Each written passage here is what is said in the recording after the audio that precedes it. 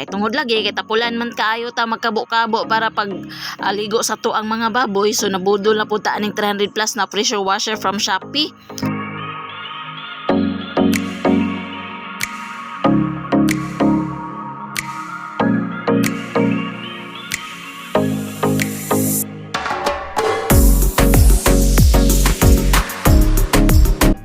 With battery na ni siya nga chargeable niha with gloves pa gyud na previous.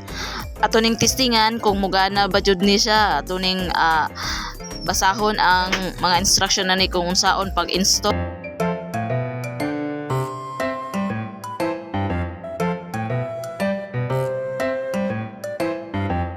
Karon matik dayon lugsong dayon ta sa ubos no aron testingan dayon nato kung mugana ba jud ni atong 300 plus na pressure washer. To naare mga bata po diri kay mura man po ni siya kanang dulaan gud nga pusil-pusil ang mga bata excited pud kaayo magpusil-pusil aning ato ang na order no.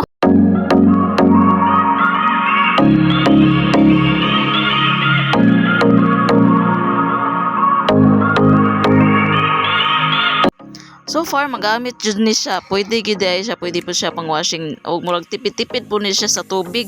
Pwede po din siya sa mga kanang magwashing kag motor sa imong mga wheels nga kailangan nagwashingan. Pwede ni siya kay chargeable man siya o pwede ni siya madala-dala kay di na kailangan kuryente. So pwede ni siya madadala bisig asa ka magwashing, pwede sa kanal, pwede sa sapa kung asa ka magwashing. So diretso na.